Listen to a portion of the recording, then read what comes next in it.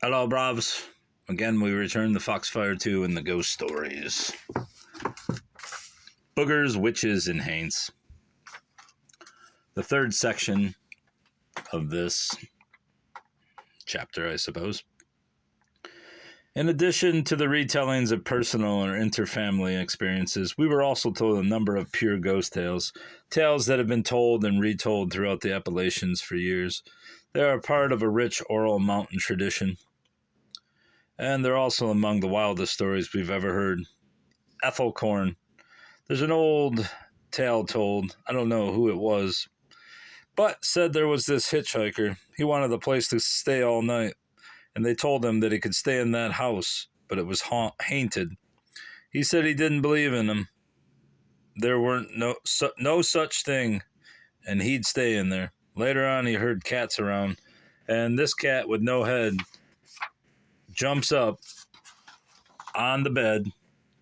That feller, he jumped out of the bed, and he started to running to get away from it. Said he run down the road till he gave out, till he thought he was far enough away that there wouldn't be nothing around.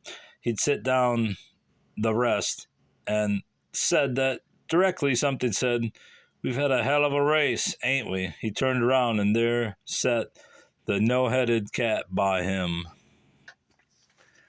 Grady Waldroop, man said, what is this? Man said, "I got a house over there on the edge of town. You can stay in there all night, all winter if you want to. Won't cost a dime. There's plenty of wood, books, and everything in there." Says, "I'll tell you the reason it's that way." Says, "Everybody that's ever stayed there says it's haunted. Says, there's a ghost comes in there and they all afraid of it." "Oh," he says, "I don't care nothing about that. I won't be afraid or nothing. I'll just go over there. May stay a day or two." He went over and fixed him some coffee and lunch and ate it. Got a book and a setting reading when a big old cat come down and went up and wallered in the fire and says, "Don't know what to do about attacking you now." Said, "I reckon I'll wait till Martin come." Said he didn't like that much. Said he got him another book. Directly here comes another and down the steps. Big old angering cat. Big old angering cat. The hell's an angering cat? Is it Angoran? Old Angoran cat. Said he got under the forestick and rambled around and knocked fire all over the place, and he kicked the fire back and said, "You want to commence on him now or wait till Martin gets here?" "Well," the man says, "I don't know where Martin will get here, but when he comes, you tell him I've been here and gone." Jim Edmonds, not the center fielder for the St. Louis Cardinals and California Angels. There was a man one time, had a lot of money, all silver, had no greenbacks then, had about half a bushel of silver, sold his place out, and was going to go out west, out of the country, so he was getting everything ready. Had his money he got from the place, So he got this feller to come and give him a shave as he was getting all fixed up and ready to go. Well, the feller got him half shaved, and then he took the razor and cut his throat and killed him. But the feller couldn't find the money because the guy had it buried. Well, they find this guy dead. They didn't know what happened nor nothing. Somebody killed him, but they didn't know who did.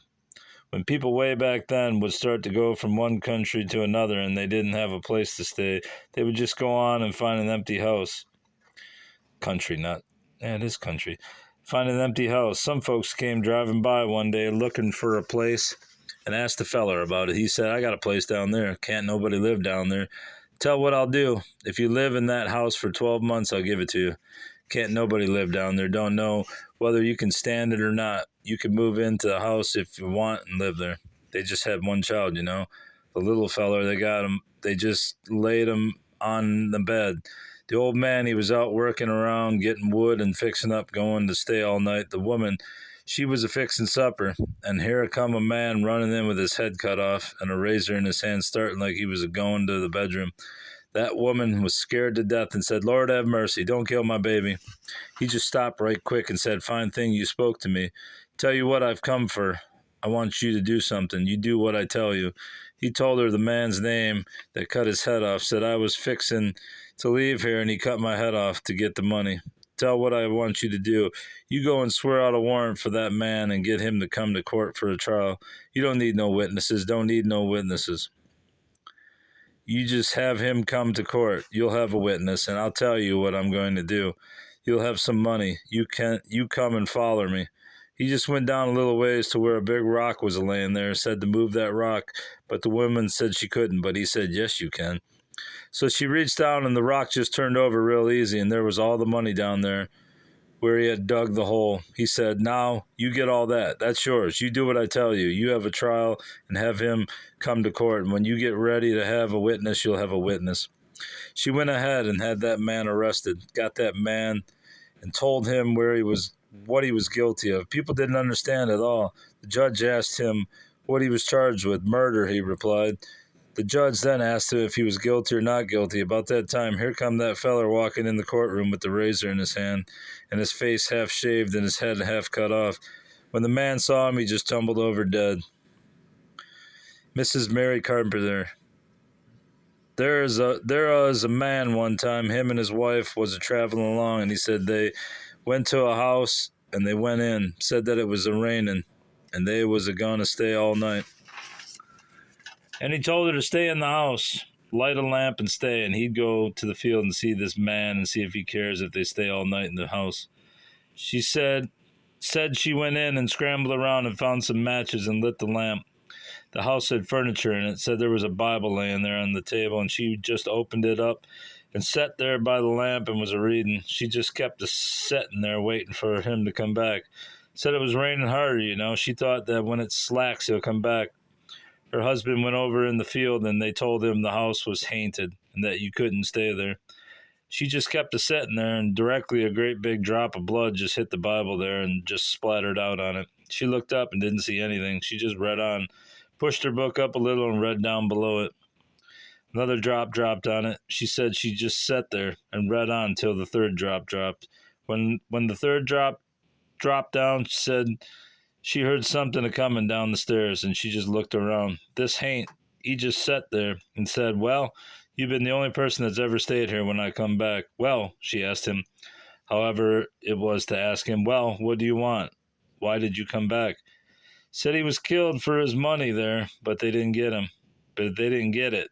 He said there was a fireplace in the kitchen. They killed him and buried him under the hearth rock. He said his bones was under there, and asked if she'd take them up and get a coffin and put them in it and bury them in the graveyard. Told her where to bury them. Then he said, you come back and look out there at the gate under the tree and dig down so far. I forget just how far. Said his money is buried there and he wanted her to have it.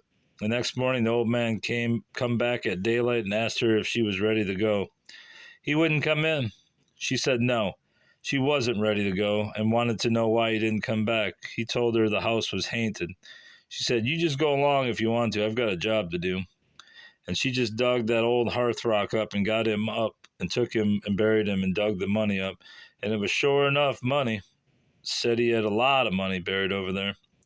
But I don't know if I could have read with that blood a-dropping or not. I'd be afraid something was upstairs hurt and would have come tumbling down. I don't know who told me this, and somebody said there was a preacher, and he had a boy that was awful mean, and all he done was fox hunt, you know. Every evening said he'd gather up his old pots and pans and his dogs and his gun and go out camping. And said his daddy thought if he could just scare him, maybe he wouldn't go. So he went up to the church and left his Bible up there. He hired a man to scare him, you know, up there at the church. The boy was getting his food and stuff up ready to go, and he said to him, son, you going hunting tonight? And he said, yeah, I thought I would. And he said, I wonder if you could run up to the church and get me my Bible before you go. Oh, yeah, he said, I got plenty of time. So the boy went running up there to get the Bible opened up. The church door and walked in, said he got good and started, and said there is somebody in behind the piano, said to him, what are you after? And he said, I come up after my pa's Bible. He said, you're not going to get it. And he said, I get it too. I'll get it too. And he said, you ain't going to get it.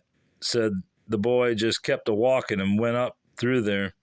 Said he was just a-cussing as he went, the boy was. And he come on back, and the preacher was sort of surprised that he got the Bible. He said, well, did you get it? And the boy said, yes, I got it, and cussed again and said, at the time of getting it, there's something up there, said that I wasn't going to get it, but I showed him anyhow, I got it. So he laid the Bible down and got his dog and went on and went to the old house. He was making his coffee and frying his meat and said his coffee boiled and he set it over in the corner. Said the stairway came down in the corner there and said there was a box like a big sized toolbox come sliding down, sliding right up on the hearth rock right by where he was. He looked around and said, "That's a mighty nice thing to set my coffee pot on." Said he just picked it up and set it down on it. Was frying his meat and the lid began to come up. He said, "Wait a minute, hold on, you're going to spill my coffee." He set his coffee pot down and said something come out. It was somebody with a white shirt and no head on. And he said he told the boy about his money. Asked if he had a sister, and he said he did. The Haints said, "I want you to divide it with her. If you'll give her half of it, you'll never hear from me again. But if you don't divide it with her equal, I'll be back every time when you don't want me to be." So he went and dug the money up and went on back and sent half of it to his sister, wherever she was. Now I believe I'd run when something began to spill my coffee. Minyard Connor.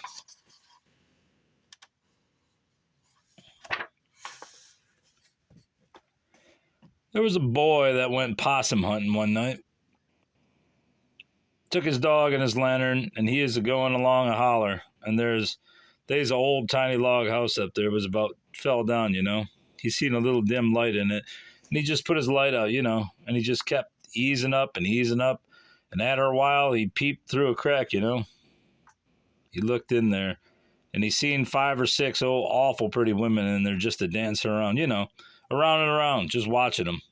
After a while, one come up to the chimney, reached down and got a hold of the hearth rock and turned it up sideways. She rubbed her hand down on the backside, you know, and rubbed it on her chest and said, "Up and out and overall, up and out and overall." He said she was gone like a flash then. Said the last one done that. Said when she done that, she kicked the rock back.